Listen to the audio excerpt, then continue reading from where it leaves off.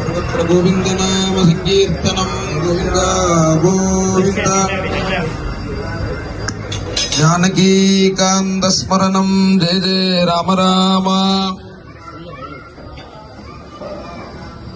कृष्णाय वासुदेवाय देवकी नंदनाय च नंदगोपकुमाराय गोविंदाय नमो नमः नमः पंकजनाभाय नमः पंकजमालिने नमः पंकजनेत्राय नमस्ते पंकजांग्रजे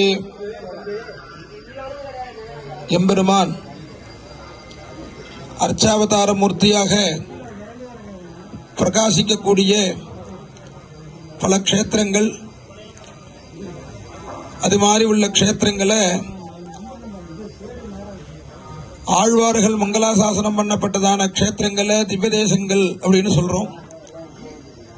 அது மாதிரி ஒரு பெருமை வாய்ந்ததான ஒரு திவ்ய க்ஷேத்திரமாக பிரகாசிக்கக்கூடியது நம்ம கோவிந்தபுரம் விட்டல் ருக்மணி சம்ஸ்தானில் இருக்கக்கூடிய பாண்டுரங்க மூர்த்தி.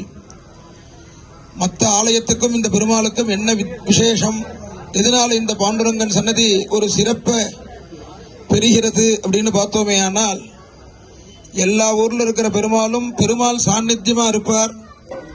ஆழ்வார்கள் அங்க போய் மங்களாசாசனம் பண்ணுவார். இந்த பெருமாள் பல பக்தாளுடைய ஹிருதயத்தில் எழுந்தருளி அவர்களுக்கெல்லாம் எப்ப பெருமாள் சன்னதி சம்ரோக்ஷணம் ஆகும், கோவில் எப்ப வரும், கோவில் எப்ப வரும்னு அப்படி பிரார்த்திச்சு அப்படி வந்த மூர்த்தி இது. மற்ற ஆலய பெருமாள் வந்து மங்களாசாசனம் வாங்கின்றார். இந்த பெருமாள் வரத்துக்கு முன்னாடியே மங்களாசாசனம் வாங்கிட்டு தான் இங்கே எழுந்தருளினது. பல திருநாமங்கள் இந்த பெருமாளுடைய திருவடிக்கு கீழே பல கோடி விட்டல நாமத்தை பிரதிஷ்டை பண்ணி பல பக்தர்களுக்கு பெருமாளுடைய பெருமையை பிரவச்சனம் பண்ணி நாமசங்கீர்த்தனம் பண்ணி அவர்களுக்கெல்லாம் பக்தியை ஊட்டி அவர்களுடைய ஒரு எதிர்பார்ப்பின் பேரில் வந்த பெருமாள் இந்த கோவிந்தபுரம் விட்டல் ருக்மணி சம்ஸ்தான். அப்பேற்பட்ட இந்த பாண்டுரங்க மூர்த்தி நிறைய அசாத்தியமான காரியங்களை சாதிச்சுட்டு வரார் வருடந்தோறும். அதுல இந்த வருஷத்துக்கு பெருமாளுக்கு நூதனமாக ஒரு தேர் சமர்ப்பணம். இந்த தேர் இப்படி தயாராகி நிற்கிறதே இதுவே பாண்டுரங்கனுடைய ஒரு மகத்துவமான ஒரு கருணைக்கும் கிருபைக்கும் சாட்சியாத்தான் இந்த தேர் நிற்கிறது. இங்க சரியா 6 மாசத்துக்கு முன்னாடி தேர் பண்ணணுங்கிற எண்ணத்தை தவிர்த்து வேற எங்கள்கிட்ட வேற எதுவுமே கிடையாது. அண்ணாக்கு தேர் பண்ணணும்னு ஒரு அபிப்பிராயம் இருக்கே தவிர தேர் சம்பந்தமா 1 ரூபாய் பணம் கிடையாது. அந்த எண்ணத்தை மக்களுக்கு பூரா பிரவச்சனம் பண்ணி தேருடைய மகத்துவத்தை எங்க பார்த்தாலும் பிரவச்சனம் பண்ணி பண்ணி பண்ணி அவர்களுக்கு தேரனுடைய அந்த வைசிஷ்யத்தை சொல்லி அவர்கள் உள்ளம் கடிந்து உலப்பூர்வமா கொடுத்த அந்த பணத்தை வச்சு பண்ணின பவித்திரமான தேர் இது. ஒருத்தர்கிட்ட கிராமங்கள்லாம் உற்சவம் பண்றதுன்னா வரி போடுவா, இந்த வீட்டுக்கு இவ்வளவு கொடுக்கணும்னு வரி போடுவா. பல நிர்பந்தத்தின் பேர்ல பணம் கொடுத்து அப்படி பண்ற உற்சவம் இல்லை. நமக்கு உபயம் வந்துடுத்தே நாம பண்ணணுமேன்னு அப்படி நடக்கிற ஒரு உற்சவம் இல்லை இது. பக்தர்கள் மனம் கனிந்து நமக்கு இந்த கைங்கரியத்துல ஒரு பங்கு வேணும்னு விரும்பும்படியாக பிரவச்சனம் பண்ணி அவர்கள் உளம் கனிந்து கொடுத்த திரவியத்தை கொண்டு பண்ண ஒரு மகத்தான தேர். அந்த தேருக்கு இந்த தேருக்கு அந்த பெருமை உண்டு. 2 கோடி ரூபாய் மதிப்புல 200 லட்சம் ரூபாய் பணத்தினுடைய மதிப்புல 18 அடி உயரத்துக்கு இப்படி கம்பீரமா நிற்கக்கூடியதான இந்த தேர் இருக்கு. இது ரொம்ப சிறப்பு வாய்ந்தது. உயர்ந்ததான மரத்தை கொண்டு பல விஸ்வகர்மான்னு சொல்லக்கூடிய இந்த ஆச்சாரியர்கள்லாம் சேர்ந்து இந்த தேர்ல பல சித்திரங்களை பண்ணி இது மாதிரி நிர்மாணம் பண்ணிருக்கா. 5 நிலை 18 அடி உயரம், தேவாசனம் சிம்மாசனம்லாம் இதுக்கு மேல அமைச்சு அதுலதான் பெருமாள் எழுந்தருள போறார். 5 நிலையில பல விசேஷமான பொம்மைகள்லாம் வச்சிருக்கு. பொம்மைன்னு நாம புரிஞ்சுக்கிறதுக்காக சொல்றோமே தவிர இது வாஸ்தவமா விக்கிரகங்கள். இது ரகுமாயி சமேத பாண்டுரங்கன் இதற்கெல்லாம் பிரதிஷ்டை ஆவாகனங்கள்லாம் உண்டு. கண் திறக்கக்கூடிய வைபவங்கள்லாம் உண்டு. கோவில்ல கும்பாபிஷேகம் பண்ணா எப்படி ஹோமங்கள்லாம் பண்ணி அந்த தெய்வத்துக்கு ஒரு சாநித்தியத்தை உண்டு பண்ணி கண் திறக்கக்கூடிய கைங்கரியங்கள்லாம் பண்றோமோ, அது மாதிரி ரதத்துல இருக்கிற அத்தனை பிம்பங்களுக்கும் சாநித்திய பிரதமான மூர்த்தி ஹோமங்கள்லாம் பண்ணி இந்த தேர்ல ஆவாகனம் பண்ண போறா. அதற்கான பிரதிஷ்டை இன்றைய தினம் துவங்கி நாளைக்கு நடக்கிறது. 2 காலம் ஹோமங்கள் நடக்கிறது.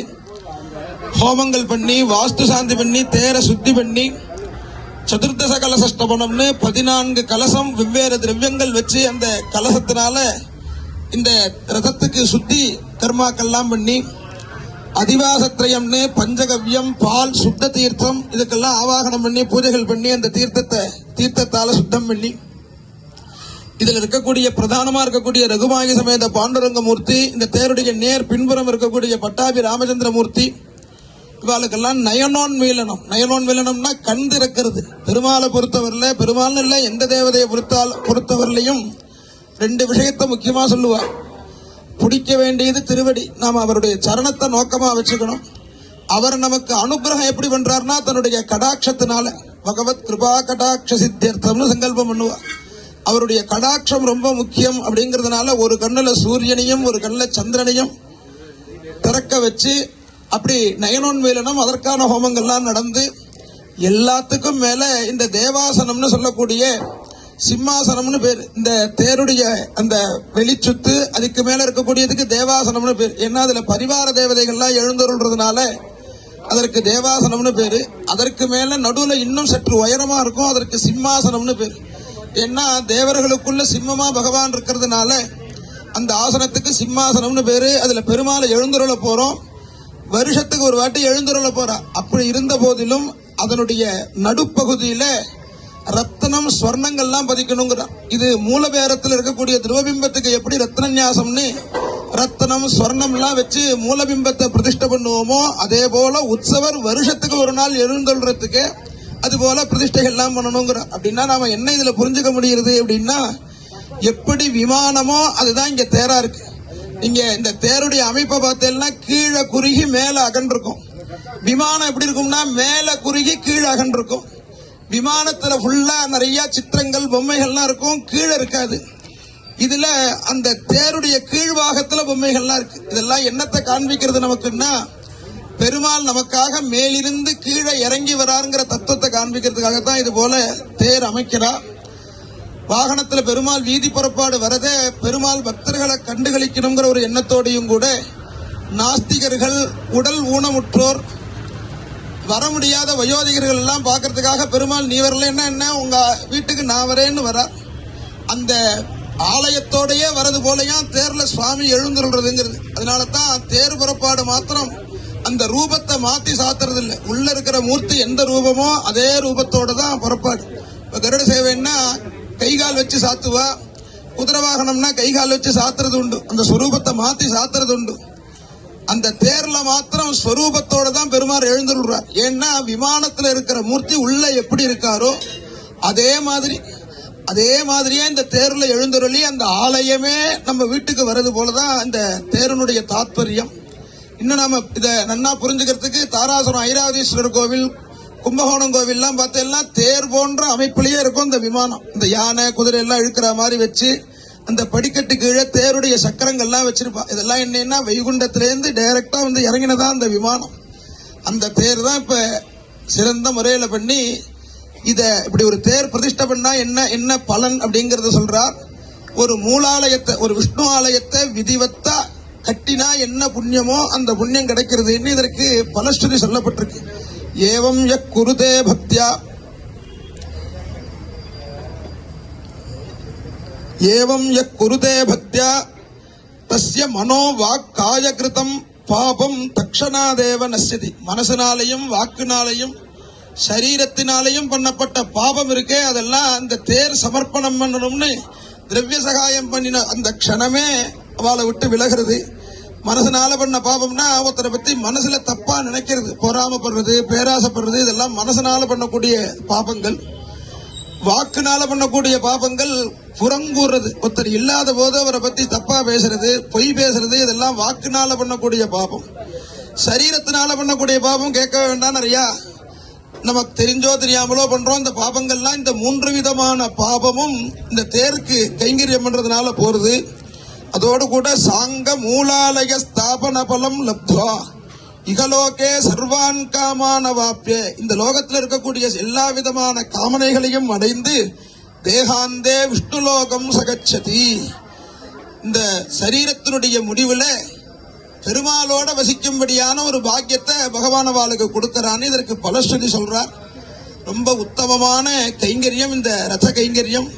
ஸ்ரீ ஸ்ரீ அண்ணாவுடைய ஒரு எண்ணத்துல இந்த மகத்தான கைங்கரியம் பண்ணணும்னு தோணி ஒரு 6 மாசத்துல இதற்கான திரவியத்தையும் தன்னுடைய நாம சங்கீர்த்தனத்தினாலையும் பிரவச்சனத்தினாலையும் உலகத்தில் இருக்கிற மக்களுக்கெல்லாம் இப்படி ஒரு தர்மம்ங்கிறத காண்பிச்சு அவர்கள் மனமுவந்து கொடுத்த பணத்தை கொண்டு இந்த மகத்தான கைங்கரியம் நடந்து அது பூர்த்தியாகி இன்றைய தினம் முதல் கால பூஜைகள் நடந்து நாளைக்கு காலம்பரை 2வது கால பூஜைகள்லாம் பண்ணி நாளைக்கு தான் நயனோன் வீலனம் தரிசன திரவியங்கள்னு சொல்லி நவதானியம் பால் தேன் தயிர் நெய் முதலிய மங்கள திரவியங்கள்லாம் சுவாமி கண் திறந்தோன்ன காண்பிக்க வச்சு அவருக்கு தரிசனம் பண்ணி வச்சு அதோடு கூட தீபம் கன்னியா பொண்ணு இவாளெல்லாம் அந்த மங்கள வஸ்துக்கள் எல்லாம் சுவாமிக்கு காண்பிச்சு வச்சு ரத்னநியாசம் பண்ணி விதிவத்தா பிரதிஷ்டை பண்ணி நாளைக்கு வெள்ளோட்டம்னு சொல்றது ஒரு சோதனை ஓட்டமா இந்த தேர் புறப்பாடாகும்.